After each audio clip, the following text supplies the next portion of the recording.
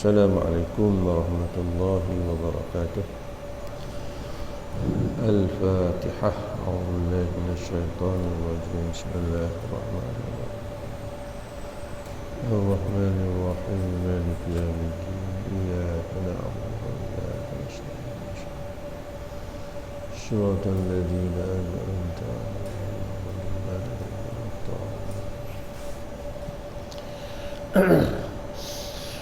Alhamdulillahi Rabbil Alamin. Wa bihi nasta'in. Ashhadu an la ilaha illallah wa ashhadu anna Muhammadan abduhu wa rasuluh. Salatan wa salama ala rasulina al-amin al-mab'us rahmatan lil alamin. Rabbi shrah li sadri wa yassir li amri wahlul 'uqdatam min lisani yafqahu qawli. Allahumma nawwir qulubana binuri hidayatik kama nawwartal arda binuri syamsika abadan abada ya arhamar rahimin.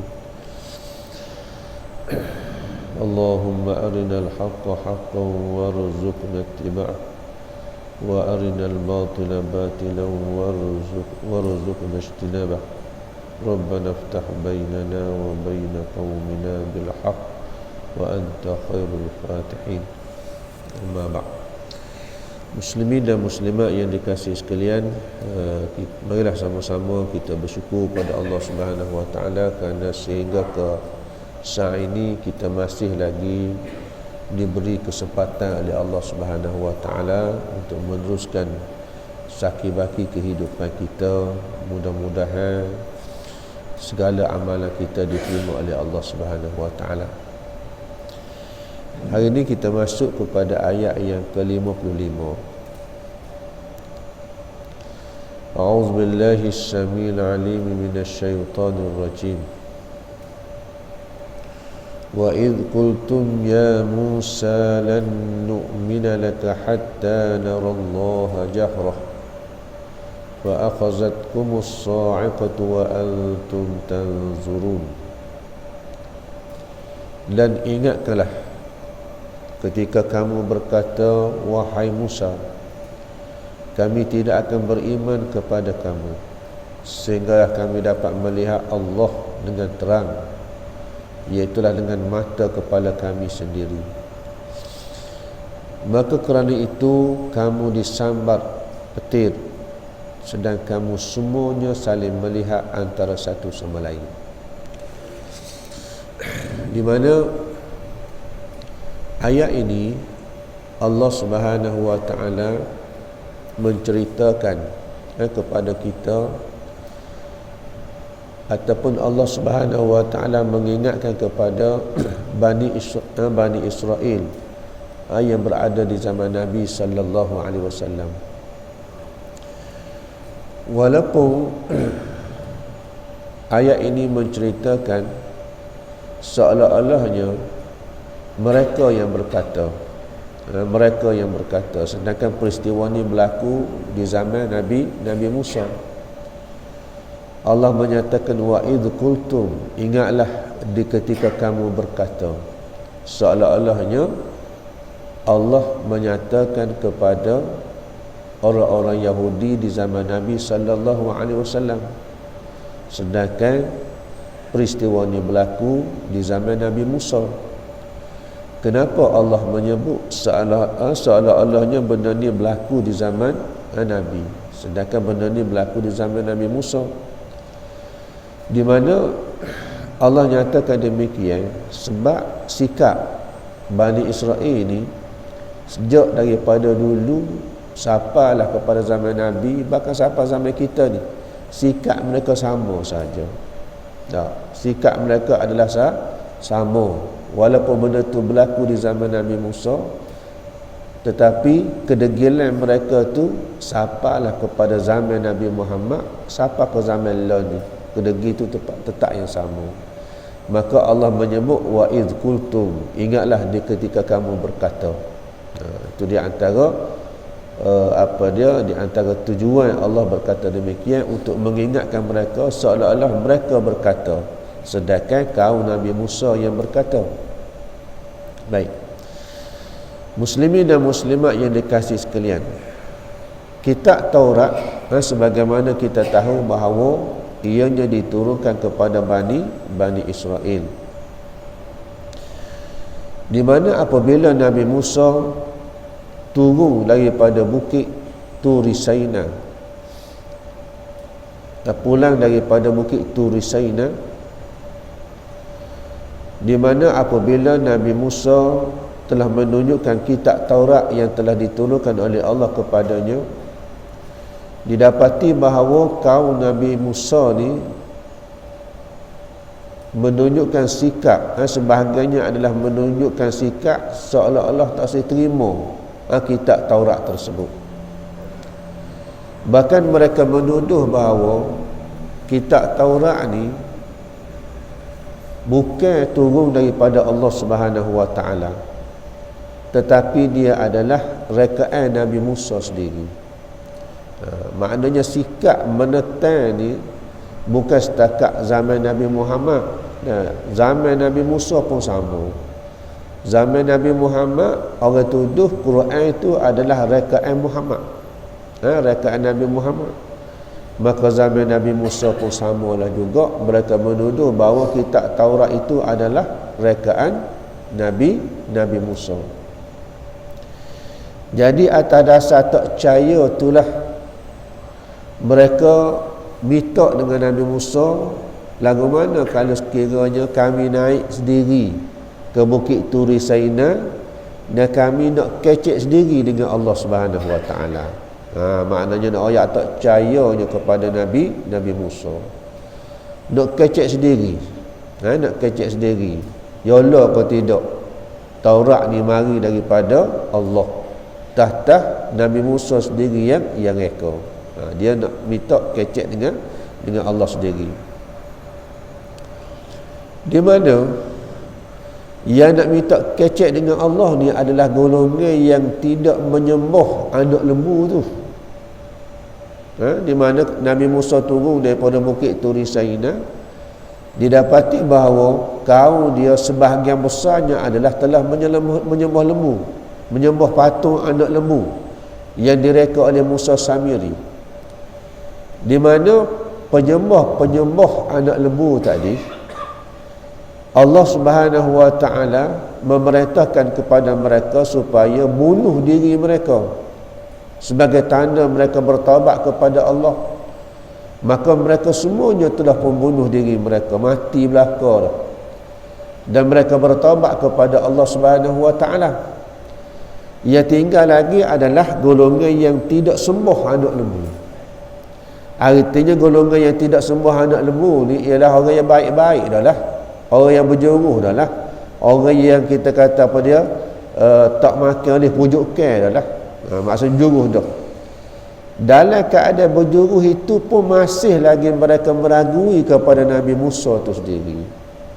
Dalam keadaan berjuruh dah, tapi mereka masih lagi meragui keikhlasan, kebenaran yang dibawa oleh Nabi Musa. Baik. Atas dasar itu, maka Nabi Musa dengan perintah Allah Subhanahu wa taala telah memilih 70 orang. 70 orang daripada kalangan mereka untuk ajak mereka sebagaimana mereka minta didengar sendiri kalam Allah Subhanahu wa taala. Dalam ramai-ramai kaum Nabi Musa ni, maka dipilih 70 orang. 70 orang ni adalah di kalangan orang yang paling cerdik daripada kalangan mereka. Dia orang yang paling berjuruh. Orang yang kita kata apa, di kalangan pimpinan mereka, nakib mereka yang terpilih, dipilih oleh Nabi Musa untuk bertemu dengan Allah ataupun mendengar kalam Allah di atas bukit. Lalu mereka dibawa ke bukit Turi Saina untuk mendengar sendiri kalam Allah Subhanahu wa taala. Setelah mereka mendengar kalam Allah, apa yang berlaku? Tak puas hati lagi. tak berapa harap lagi. Maknanya dia kata dengar suara je, tuai tak tengok. Dah dengar suara, tuai tak tengok. Nak tengok pula Allah Subhanahu Wa Taala. Mereka awalnya tak percaya apabila Nabi Musa waktu turun Taurat, royak jumpa dengan Tuhan, tak percaya nak dengar sendiri. Apabila boleh dengar sendiri, nak tengok Tuhan pula. Itu nak ayatnya. Sikap mereka yang kita kata apa dia, hak juruh dah, tapi apabila sampai kepada satu peringkat hak juruh jadi tak juruh.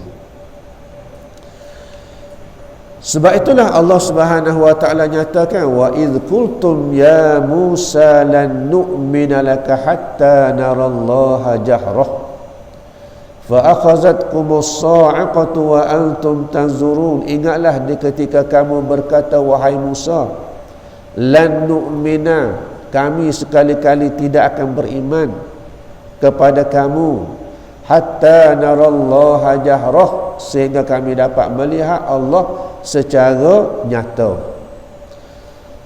Fa akhazatkumus sa'iqatu wa antum tanzurun. Lalu Allah Subhanahu Wa Taala telah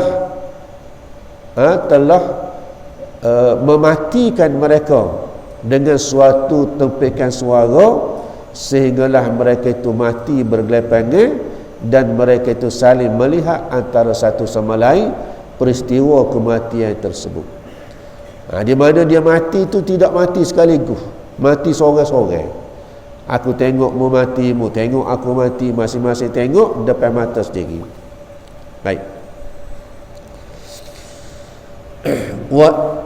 Wa idh qultum, ingatlah di ketika kamu berkata. Yang berkata di dalam ayat ini bukan Yahudi di zaman Nabi Muhammad sallallahu alaihi wasallam, tetapi yang berkata itu adalah datuk nenek moyang mereka yang terdahulu yang berada sezaman dengan Nabi Musa. Allah menggunakan perkataan kamu di dalam ayat ini kerana Bani Israel merasakan mereka adalah satu keluarga daripada dulu sampai ke sekarang. Mereka bangga dengan keturunan mereka. Bahkan mereka tahu apa yang terjadi pada zaman dahulu kerana kisah mereka disampaikan secara sambung menyambung daripada keturunan mereka. Jadi Allah bercakap kepada mereka seperti mereka adalah orang yang sama yang berada di zaman Nabi Musa AS. Dalam riwayat yang lain menyebut bahawa seramai 70 orang wakil Bani Israel telah dijemput naik ke Bukit Turi Saina. Mereka yang dipilih adalah daripada kalangan nakib, itulah ketua ataupun wakil daripada setiap kumpulan Bani Israel. Mereka dipilih untuk bersama dengan Nabi Musa menyaksikan penurunan kitab Taurat. Tetapi alangkah pelik dan degilnya mereka. Selepas mereka melihat sendiri bagaimana Taurat diturunkan, mereka masih tidak berpuas hati lagi untuk beriman. Lalu mereka berkata, ya Musa, lan nu'mina laka hatta lan nu'mina laka, wahai Musa, kami sekali-kali tidak akan percaya kepada kamu. Adik kakak muslimin dan muslimat sekalian, dalam ayat ini mereka berkata, lan nu'mina laka, kami tidak beriman kepada kamu. Di mana mereka menggunakan dengan bahasa yang kurang ajar, kita panggil bahasa kerah. Makna laka, kamu. Kalau kita pegang mu lah, kawan tak percaya demo. Tak. Walaupun kita kata kawan tak percaya demo ni, kalau dalam kalangan kita tak apalah, sama-sama kita. Sek saing sama saing, sek kedai kopi sama kedai kopi. Tak apalah. Tapi hak mereka bercakap ni bukan saing-saing rodong kita. Yang mereka bercakap ni adalah dengan Rasul.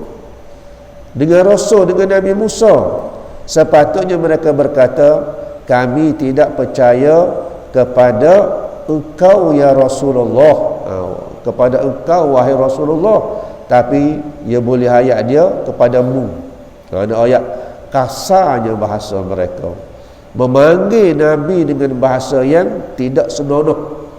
Maka sebab itulah kita mengajar kita juga, kita mesti menghormati orang-orang yang kita kata apa dia, orang yang lebih daripada kita. Tak kiralah mereka tu pemimpin ke, mereka itu tok guru ke, mereka itu orang alim ke, mereka itu siapa dia ke, maka kita mestilah beradab, berakhlak dalam panggilan.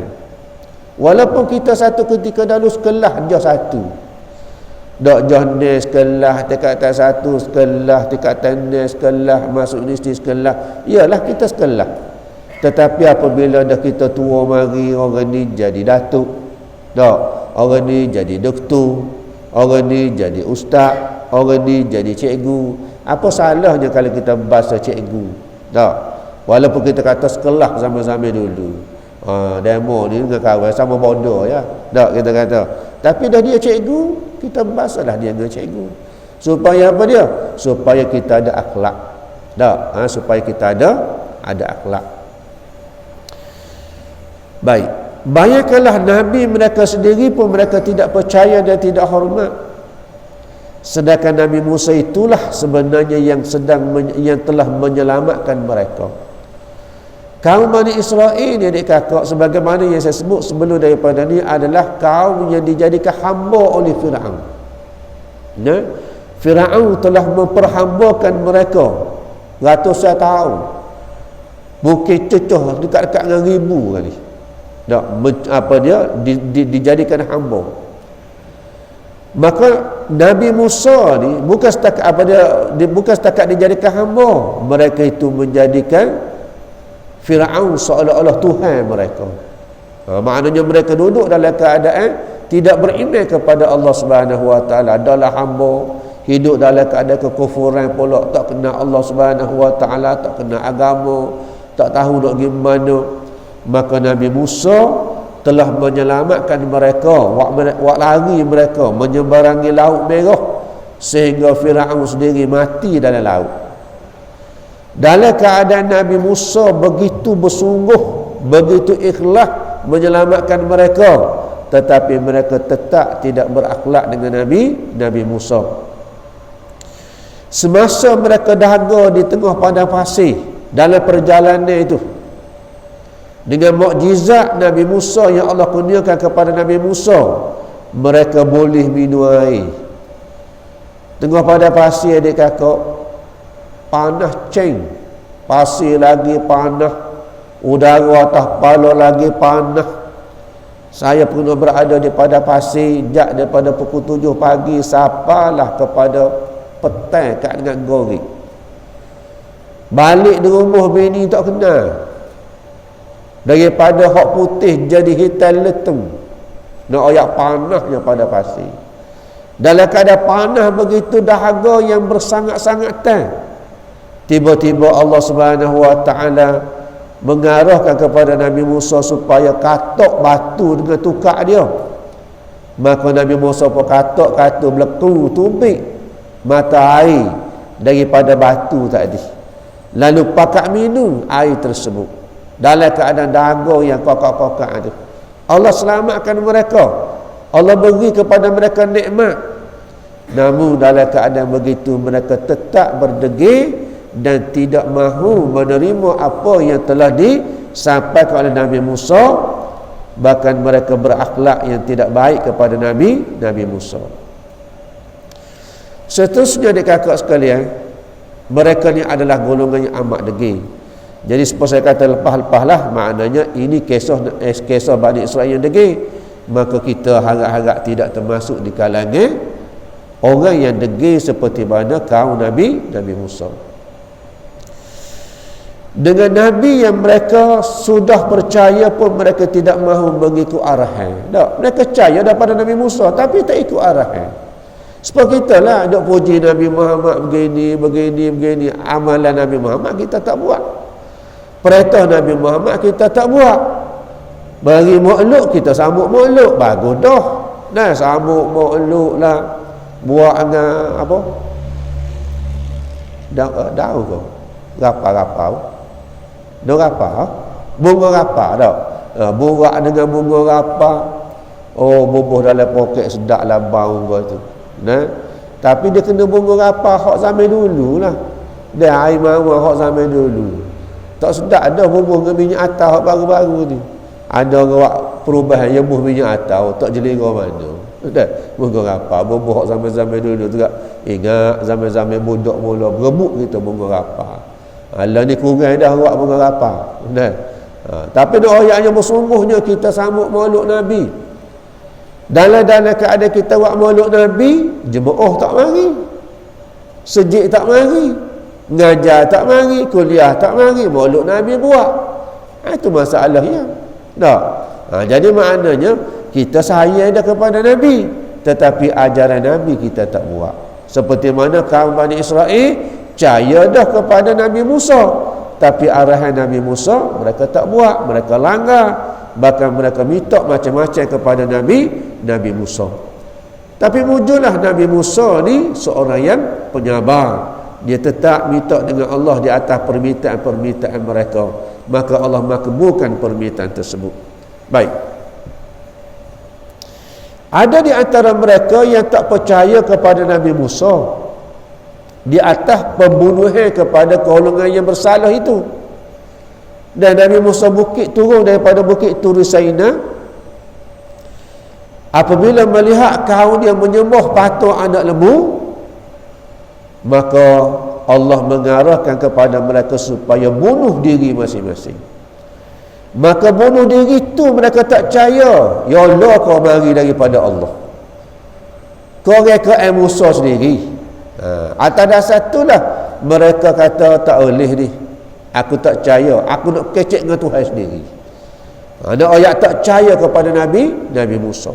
Nak kecek dengan Tuhan sendiri. Lalu mereka berkata, hatta narallaha jahrah. Kami nak tengok Tuhan sendiri secara nyata. Tak harap kepada kata-kata Nabi Musa. Adik kakak sekalian, kalau nisbah kepada kita duduk di rumah sebagai seorang suami, bini tak percaya semua kita. Tak, mari mana tu?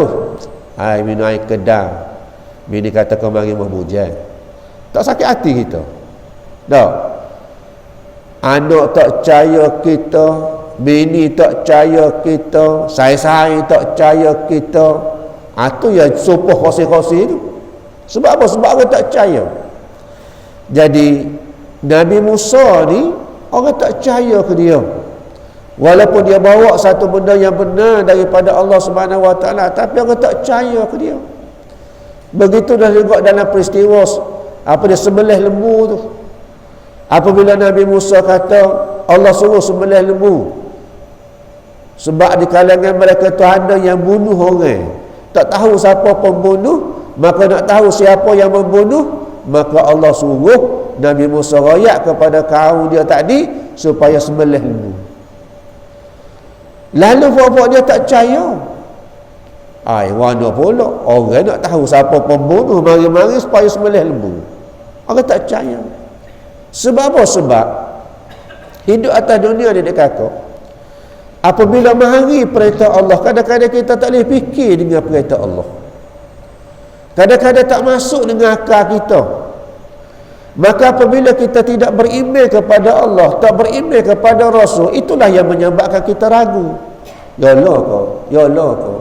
Sebab perintah Allah ni, kalau kita fikir sekaligus tak masuk akal. Ada di antaranya hak masuk akal tu masuk akal lah. Nah, sebab itulah dalam perintah Allah ni dia ada dua benda. Satunya dia panggil ta'akul, yang keduanya dia panggil ta'abud.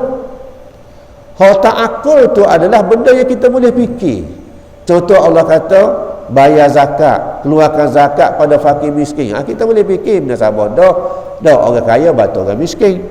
Tapi ada benda yang perintah Allah dalam bentuk ta'abud, dalam bentuk pengabdian, kita tak boleh nak fikir. Contohnya, bagi orang yang seperti mana surah Yasin muda sini, orang yang ambil air sembahyang. Dan kita ambil air sembahyang. Kalau di negara Arab, dia ada satu pakaian yang nama dia khuf, dia panggil. Pakaian khuf itu yang dibuat daripada kulit, stocking yang dibuat daripada kulit adalah syaratnya tak tembuhnya, tak serak oleh airnya. Jadi apabila kita duduk di negara sejuk seperti mana negara Arab, musim sejuk, kita dibenarkan pakai khuf tadi, dan kita dibenarkan tak cabut. Bagi yang mustautin ataupun bermukim, dibenarkan tak cabut selama sehari semalam. Bagi yang bermusafir, boleh dia tak cabut selama 3 hari 3 malam. Maka dalam masa dia tak cabut tu, dia ambil sembahyang lagu mana? Dan maka Islam membenarkan stokir itu tak perlu dicabut. Dia basuh muka, tangan, kepala, hak telinga sunat. Siapa dia basuh kaki, maka dia ambil air, dia lomor je di atas kura kaki. Ada dah. Maknanya kita nak mikir mana tu. Sedangkan apabila kita nak getih, kita mandi pakai sabun, dah pakai baju comel-comel, tapi nak menghadap Tuhan, nak sembahyang, apabila pakai khuf, pakai lomor atas kura kaki, sepatutnya kita cabut khuf. Ataupun kita kata paling-paling kurang agak basuhlah bawah kaki, sebab tapak kaki tu hak tukar jejaknya. Dialah tukar jejak benda kotornya, tak, dialah tukar jejak sapahnya, debunya, habuknya. Sebab basuhlah bawah kaki. Tak, Islam suruh basuh di atas kura kaki. Bukan basuh, kesak je, sapu je. Maka sebab tu adik kakak, perintah Allah Subhanahu Wa Ta'ala ni ada bentuk yang kita kata ta'abbud, dalam bentuk yang tidak diterima akal kita yang pendek, tetapi dia adalah ilmu yang benar daripada Allah Subhanahu Wa Ta'ala. Maka apabila Nabi yang royak, apabila mari daripada Allah, dia pasti satu benda yang benar, tidak ada yang salah. Maka oleh kerana itu, apa yang Nabi royak, tak kira lah Nabi Musa kau, Nabi Muhammad kau, ataupun mana-mana Nabi, maka kita kena percaya. Tetapi dalam percaya ada hak tak boleh terima, seperti mana peristiwa yang berlaku kepada Nabi Musa. Akibat daripada tak boleh terima itulah adik kakak, fa'akhazatkumus sa'iqah, lalu mereka itu telah dikenakan hukuman oleh Allah Subhanahu Wa Ta'ala dengan satu sa'iqah, dengan satu suara tempikan. Dan dengar suara kuat ni adik kakak boleh mati. Dan kita kadang-kadang dah duduk di rumah ni, tiba-tiba depan bunyi dapur kuat, contoh kita kata apa dia, tonggeng meletup, contoh air rebah. Dan rebah kita ni, orang paling kata pada nak luruh jatuh kalau tak pasal pun. Jadi as-sa'iqah ni satu benda yang sangat kuat, yang mematikan manusia, yang mematikan. Sebab itulah makna as-sa'iqah ni maksudnya lah satu pukulan yang kuat, yang menyebabkan pesang, yang menyebabkan kita terkejut jadi pesang, seperti mana peti. Sa'iqah juga boleh memberi makna, boleh membawa kematian. Dan satu suara yang bisingnya terlalu kuat boleh pecah gendai telinga. Itu makna sa'iqah. Banyak makna dia. Baik. Ada pendapat yang mengatakan ia bermaksud tepikan yang kuat. Kenapa? Disebabkan oleh permintaan mereka yang sangat-sangat kurang ajar. Tak, kita nak minta dengan orang ni boleh juga, boleh.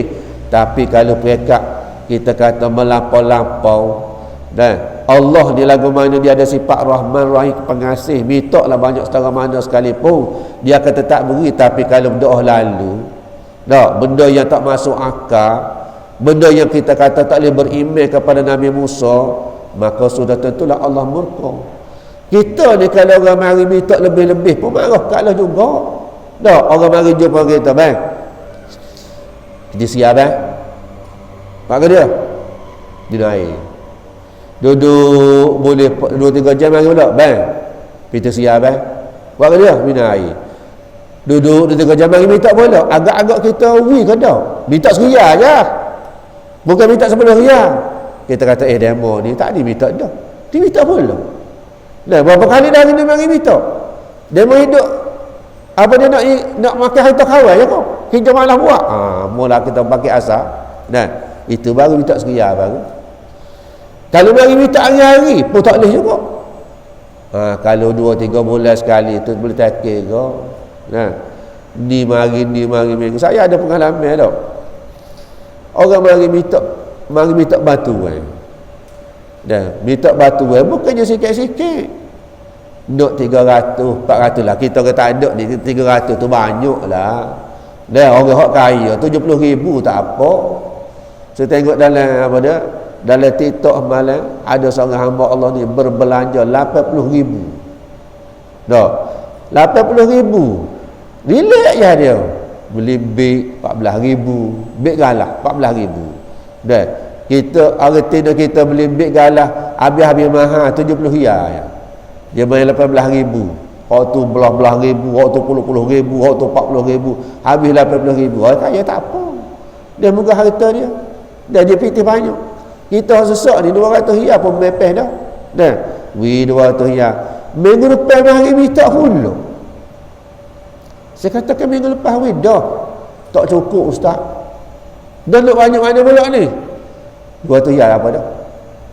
Kita dengar mikir, kata siwi. Tapi harap dia susah tegak. Dia gagal juga lah pula. Minggu depan mari pula. Minggu yang ketiga mari pula. Dah kata 2 minggu dah mari minta. Tak cukup ustaz. Tak dah lah kita ya. Maksudnya kita kata kita minta orang lain lah pula. Tak kena memari kawan sama. Tambah kita pula hak tak ada piti pula capur dengan kedekut pula. Kau tak siwi. Sudah. Dia ingat buat sendiri boleh piti ni. Jadi sebab tu maknanya Allah Subhanahu Wa Taala telah menjatuhkan satu hukum mereka tu mati. Disebab permintaan yang kurang ajar, mari suara terpikir. Riwayat mengatakan bahawa terpikir itu mari daripada suara Jibril. Mari suara terpikir, lalu mereka itu mati. Lalu Allah Subhanahu Wa Taala kata pada wa antum tanzurun, kematian mereka itu kamu dapat melihatnya. Maknanya Allah tahu mati deguh sekaligus lalu, tapi Allah wak mati seorang demi seorang. Masing-masing dapat melihat baik mati. Hak tu baik mati, hak ni baik mati. Masing-masing dapat melihat. Allah Subhanahu Wa Taala mengkisahkan peristiwa mereka nak tengok Allah ni dalam surah Al-A'raf 143. A'udzubillahi minasyaitonir rajim. Walamma jaa Musa limiqatina wa kallamahu rabbuh qala rabbi arini anzur ilayka qala lan tarani walakin انظر إلى الجبل فإن استقر مكانه فسوف تراني فلما تجلى ربه للجبل جعله دكا وخر موسى صعقا فلما أفاق قال سبحانك تبت إليك وأنا أول المؤمنين. Ayat ni menjelaskan kepada kita di kakak sekalian, mereka nak minta dengan Allah, mereka dengan Nabi Musa nak tengok Allah. Maka ayat ni Allah bercerita sahkah mereka Nabi Musa nak tengok Allah pun tak boleh. Mereka nak tengok Allah. Mereka siapa? Mereka bukan Nabi, mereka bukan Rasul. Nabi sendiri nak tengok tak boleh. Nabi Musa ni pernah minta dengan Allah, walamma jaa Musa limiqatina, apabila Nabi Musa sampai di tempat yang dijanjikan untuk bertemu dengan Allah, wa kallamahu rabbuh, nak kecek dengan Allah, qala rabbi arini anzur ilaika, lalu Nabi Musa minta dengan Tuhan, ya Allah, tunjukkanlah zatmu kepada aku nak tengok. Nabi Musa minta dengan Allah nak tengok zat Tuhan. Qala lam tarani, Allah kata mu tak boleh nak tengok aku. Dan mu tak boleh nak tengok aku. Walakin unzur ilal jabal, tapi kalau mu nak tengok aku juga, mu tengok kepada bukit itu dulu. Ada? Mu tengok bukit itu dulu. fa in istaqarra makanah fa sawfa tarani. Kalau mu boleh tengok bukit dan bukit itu kekal, tak jadi gapo-gapo, mu boleh tengok aku. Mu tengok bukit itu dulu. Falamma tajalla rabbuhu lil jabal, apabila Allah mentajallikan kepada bukit itu, apa dia menampakkan kuasa dia kepada bukit itu, ja'alahu dakka, hancur bukit itu. Dah sebesar-besar bukit itu hancur. Tak nak banding dengan manusia ni, dia kecil ya manusia ni. Lemah pula, tak erat pula. Wa kharra Musa sa'iqa. Apabila Nabi Musa melihat bukit itu hancur, maka Nabi Musa sembah rebuh pasal. Ada. Dan nak tengok Allah lagu mana? Tengok kepada bukit yang Allah tajallikan. Allah tunjukkan kuasa dia. Bukit dah hancur, lalu Nabi Musa rebuh pasal. Falamma afaqa, apabila Nabi Musa khabar daripada pasal dia, qala subhanak, lalu Nabi Musa berkata, maha suci engkau ya Allah. Tubtu ilaika, aku bertaubat padamu ya Allah. Tak sidah mengaku dah. Wa ana awwalul mu'minin, dan akulah orang yang pertama-tama beriman kepadamu ya Allah dalam masalah ini. Maknanya kalau Nabi Musa pun tak boleh tengok, umat dia kau tak boleh tengok. Baik. Nabi Musa pasal. Bapa Nabi Musa pasal tu? Pertama sekali ialah kerana dia sangat terkejut melihat kepada bukit yang hancur. Baik. Apa beza permintaan antara umat dia nak tengok Tuhan dengan Nabi Musa nak minta juga nak tengok Tuhan? Apa beza? Apa beza? Nabi Musa pun nak tengok Tuhan, umat dia pun nak tengok Tuhan. Bezanya adalah Nabi Musa nak melihat Allah kerana dia rindu kepada Allah. Dia sayang kepada Allah, mendengar suara Allah Subhanahu wa taala pun sudah menambah rindu, maka nak tengok itu adalah bertambah rindu. Bertambah rindu. Kita zaman-zaman mula, dak contohlah ni, dak contoh. Zaman-zaman mula berkenalan dengan orang Tino kita zaman dulu. Kita tak kenal lagi Tuhan, tapi kita telefon dia. Kita dengar suara dia, Assalamualaikum. Berasa selok dah masa tu. Tuhan tak tengok. Kalau boleh tengok Tuhan lagu mana tak. Kalau boleh tengok Tuhan, suara ni sedap dah. Dia suara ni comel dah. Suara ni lembut dah. Suara pun sampai mereka terpesona dah. Tak tengok Tuhan lagu mana, tengok Tuhan lagi pesona.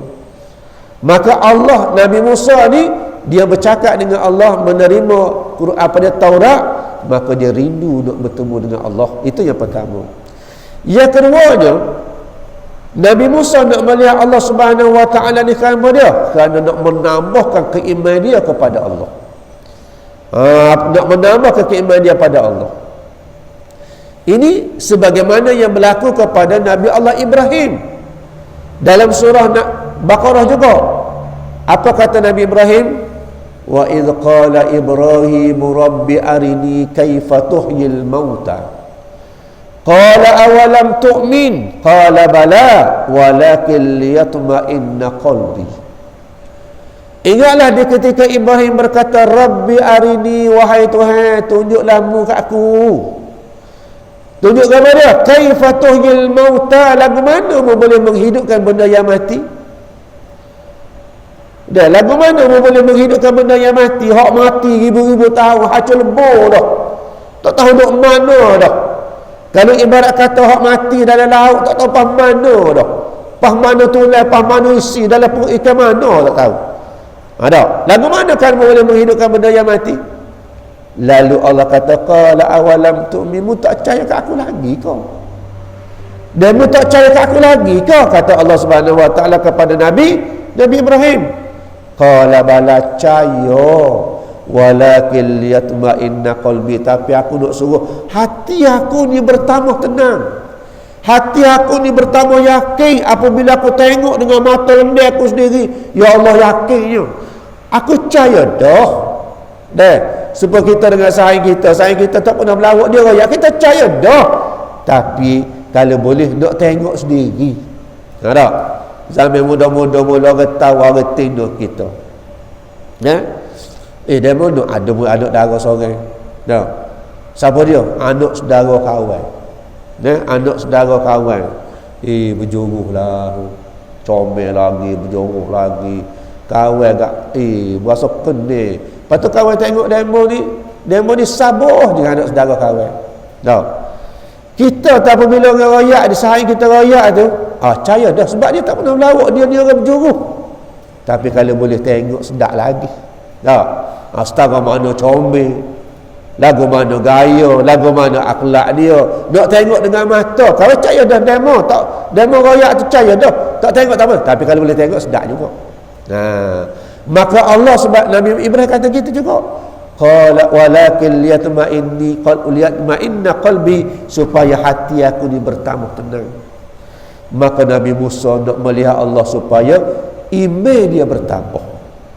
Adapun kau dia nak melihat Allah Subhanahu wa taala ini kerana apa dia? Kerana dia tak yakin kepada Nabi Musa. Kerana dia tak percaya kepada Nabi Musa.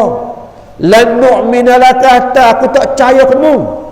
Maka maknanya dia minta bukan kerana nak menamakan iman, tapi dia minta sekadar nak memenuhi nafsu dia ataupun adalah bentuk pendoakan dia kepada Allah Subhanahu wa taala. Adik kakak muslimin dan muslimat sekalian, ayat yang ke-50 ni, ayat yang ke-50 ni Allah Subhanahu wa taala kata pada thumma ba'athnakum min ba'di mautikum la'allakum tashkurun. Kemudian kami bangkitkan kamu selepas daripada kematian kamu, mudah-mudahan kamu bersyukur. Apabila mati ni adik kakak, apabila mereka minta dengan Allah nak tengok Tuhan, Allah kata, Allah waktu apa dia sa'iqah, waktu mari dengan suatu suara yang kuat, mati belaka. Apabila mati belaka, Nabi Musa menjadi resah. Sebab hak mati tu 70 orang tu mati tu sesek ketua saja, sesek nakik saja, sesek orang juruh belaka. Hak mati tu. Jadi Nabi Musa menjadi resah. Kenapa resah?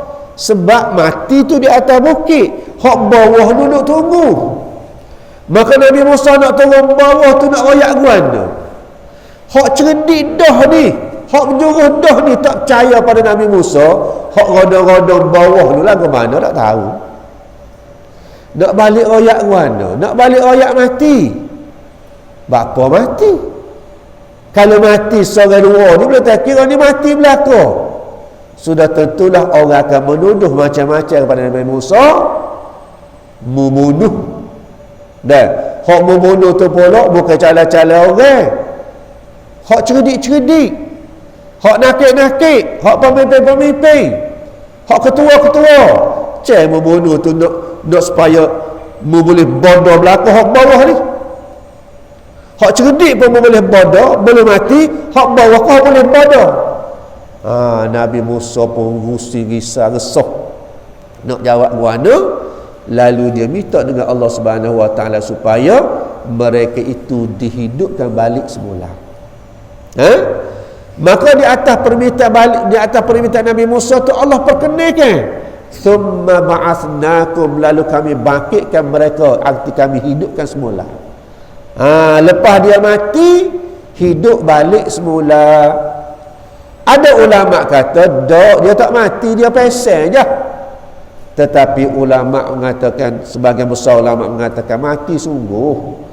Mana bukti mati sungguh? Ayat min ba'di mautikum, selepas mereka tu mati. Maut tu mati, artinya mati sungguh. Tak benar sabar mati sungguh, hidup balik semula. Di sini Allah nak rayaksa lagi pengajaran daripada kita. Allah boleh menghidupkan sesiapa. Bukan setakat Allah boleh menghidupkan selepas daripada berlakunya kiamat, selepas daripada manusia mati di alam kubur kemudian dia bangkit semula dihidupkan. Bukan setakat tu je. Atas dunia ni pun Allah boleh hidupkan balik semula. Allah boleh hidupkan balik semula. Banyak benda yang Allah buktikan kepada kita, Allah boleh menghidupkan balik semula. Ashabul Kahfi dimatikan oleh Allah 309 tahun, hidup balik semula. Burung-burung hak Nabi Musa, Nabi Ibrahim itu tadi, nak tengok bagaimana Allah menghidupkan benda yang mati. Allah kata ambil burung, arba'atan minat tari, ambil 4 ekor burung, cicai lumalai, hacur kalau kita buh dalam blender, seekor burung dengan kaki, dengan perut, dengan sayap semua kali, blender semua sekali, maka mati. Maka Allah hidup balik semula. Maknanya Allah nak rakyat, "Hei manusia, kuasa aku di mengatasi segala-galanya. Aku bukan setakat boleh hidup manusia setelah berlakunya kiamat, tapi aku boleh hidup manusia di atas muka bumi." Allah bagi mukjizat kepada Nabi Isa, boleh menghidupkan orang yang mati. Boleh menghidupkan orang yang mati. Nabi Isa dengan kuasa Allah, mukjizat dia, hidup orang mati boleh ada. Maka summa ba'asnakum min ba'di mautikum, kami bangkitkan semula dan kami hidupkan balik semula setelah mereka itu dimatikan oleh Allah Subhanahu wa taala, la'allakum tashkurun, mudah-mudahan mereka itu bersyukur. Adik kakak sekalian, bapa bersyukur? Mereka itu mati dalam keadaan durhaka pada Allah, mati dalam keadaan mereka itu minta benda yang pelik-pelik. Kerana murka Allah mereka dimatikan oleh Allah, bapa bersyukur? Maksud bersyukur di sini adik kakak sekalian ialah mereka dimatikan oleh Allah dalam keadaan dimurkakan oleh Allah, kemudian mereka dihidupkan balik semula. Bersyukurlah pada Allah. Dengan hidup balik yang kedua ini, mereka boleh taat kepada Allah Subhanahu wa taala, mereka boleh patuh kepada Allah Subhanahu wa taala. Adik kakak sekalian, kita hidup atas dunia ni, kita ditipu oleh Allah dengan satu penyakit mati. Penyakit yang boleh dia katakan mati. Doktor kata awak baliklah, baca Yasin lah. Kita puak balik di rumah tu tak baca Yasin. Tunggu saat dah. Tunggu saat dah. Duduk dalam sakarat dah. Ditakdirkan oleh Allah Subhanahu wa taala, mari jiran sebelah rumah, dia kata ceterai bubuh goni dalam mulut. Dia pun ambil kapah, ambil madu, dia kucah,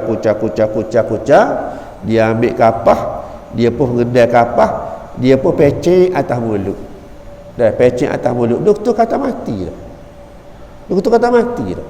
Tunggu masa dah, pecing atas mulut, dah setitik mecak mulut, pecing mecak mulut, habis kapah, habis kapah, mulut mula-mula mecak, tak berapa gagah,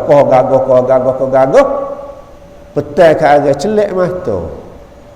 Bila celak mata, esok boleh bangun cokoh. Dia cerita benar dia dekat kau. Esok boleh bangun cokoh, lusa boleh buah. Hidup lagi sebulan lebih. Dah aku tak silap saya, sebulan lebih dia hidup lagi, boleh ada, boleh makan nasi, boleh buah. Bersyukurlah pada Allah. Kenapa dia? Allah beri peluang yang kedua. Kalau selama kini malah semaya-semaya, selama kini malah berzikir, selama kini malah bertabat. Sebab apa? Allah bagi peluang yang kedua. Mudah-mudahan mereka bersyukur. Mereka bersyukur pada Allah. Muslimin dan muslimat sekalian, dalam surah Al-A'raf ayat yang ke-155, waqtara Musa qaumahu 70 rajulan limiqatina falamma akhazathumur rajfah qala rabbi law syi'ta ahlaktahum min qabl wa iyyai atuhliquna bima fa'ala as-sufaha'u minna in hiya illa fitnatuka tudillu biha man tasha wa tahdi man tasha anta waliyuna faghfir lana warhamna anta khairul ghafirin. Dan Musa memilih 70 orang lelaki daripada kaumnya untuk dibawa bersama ke bukit Turi Saina pada waktu yang telah kami tentukan. Maka ketika mereka digegarkan oleh gempa, Musa merayu dengan berkata, wahai Tuhanku, jika engkau kehendaki engkau boleh binasakan mereka bersama-sama denganku sebelum ini. Adakah engkau hendak membinasakan kami disebabkan apa yang telah dilakukan oleh orang-orang yang bodoh di antara kami? Ini hanyalah cobaanmu. Dengan cobaan itu engkau sesatkan sesiapa yang kau kehendaki, dan engkau beri petunjuk kepada sesiapa yang kau kehendaki. Engkau jualah pelindung kami, oleh itu ampunlah kami dan berilah rahmat kepada kami, kerana engkau jualah sebaik-baik memberi rahmat. Artinya Nabi Musa bimbang, kalau mereka itu terus dimatikan, maka payah nak jawab, payah nak jawab setelah kepulangan Nabi Musa kepada kaum mereka. Muslimin dan muslimat sekalian, tadi telah disebut dah, di antara mukjizat Nabi Musa ialah menghidupkan orang yang telah mati. Orang yang telah mati, iaitulah peristiwa yang berlaku di mana seorang hamba Allah telah dibunuh oleh warisnya. Di mana warisnya ini adalah di antara orang yang sepatutnya mewarisi harta saka. Tapi lepas tunggu tak mati, lepas tunggu tak mati, akhir sekali kawan dibunuh. Kawan dibunuh. Sebab apa? Sebab nak cepat mewarisi harta saka. Apabila dia bunuh, dia pergi mengadu kepada Nabi Musa. Dia kata, kawan tengok orang mati tadi. Lalu diambillah mayat tadi. Dia ditanyalah kepada Nabi Musa, carilah siapa dia pembunuh.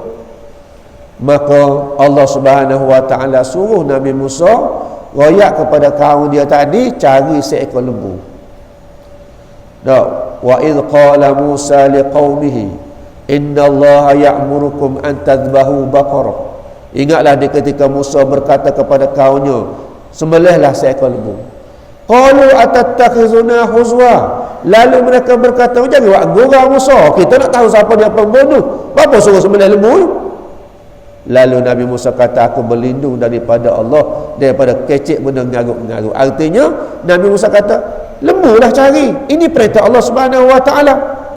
Lalu mereka berkata pada Nabi Musa, dah lembu tu lembu lagu mana?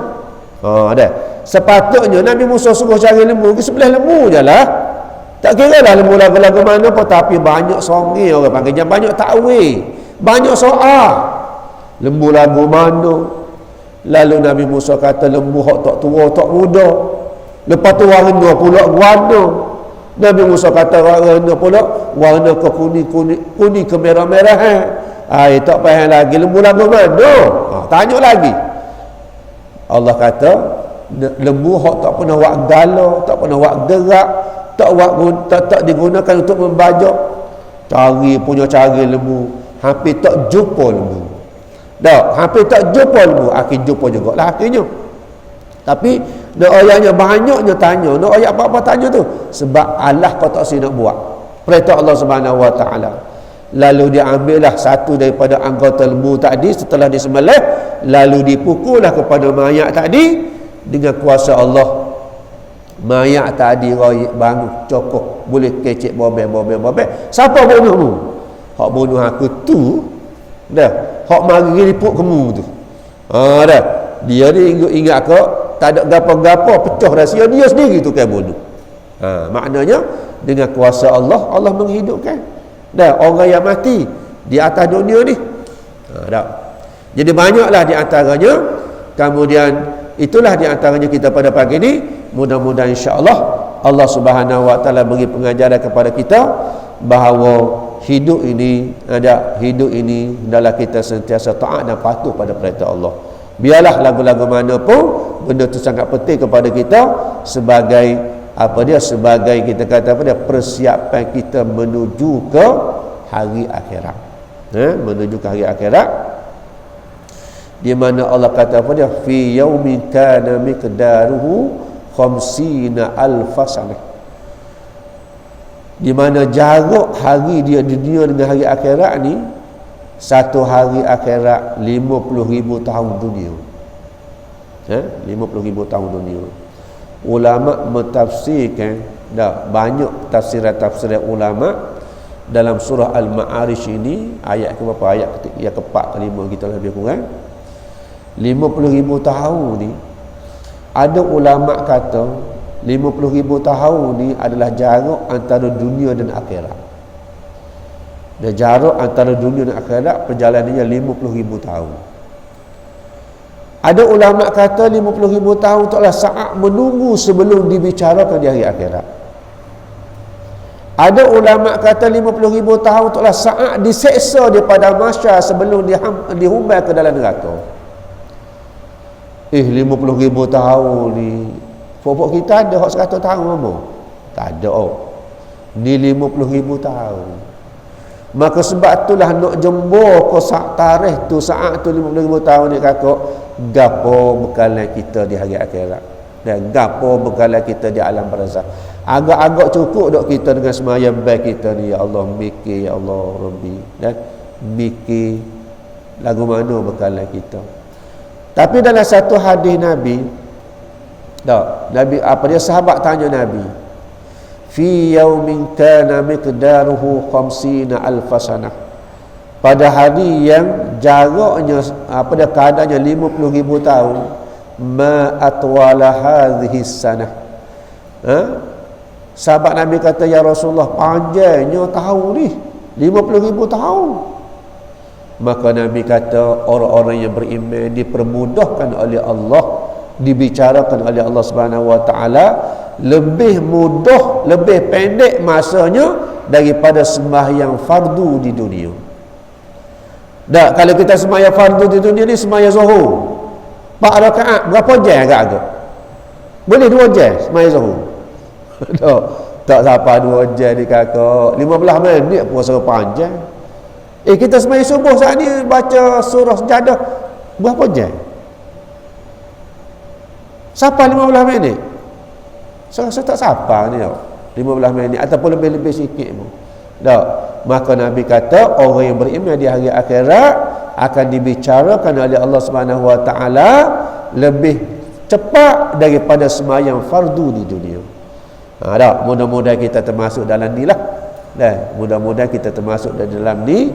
Maknanya kita harap, kita berdoa pada Allah, mudah-mudahan Allah bagi kekuatan pada kita di kalangan orang yang dipilih oleh Allah Subhanahu wa taala. Wallahu alam. Assalamualaikum warahmatullahi wabarakatuh. Bismillahirrahmanirrahim. Alhamdulillahirabbil alamin. Hamdan yuwafi ni'amahu wa yukafi mazidah. Ya Rabbana lakal hamdu kama yanbaghi li jalali wajhika wa 'azim sultanik. Allahumma salli ala sayyidina Muhammadin wa ala alihi wa sahbihi wa barik wa sallim. Allahumma rzuqna ilman nafi'a wa amalan salihan mutaqabbala. Rabbana zalamna anfusana wa illam taghfir lana wa tarhamna lanakunanna minal khasirin. Rabbana atina fid dunya hasanah wa fil akhirati hasanah wa qina azaban nar. Walhamdulillahi rabbil alamin. Subhanakallahumma wa bihamdika.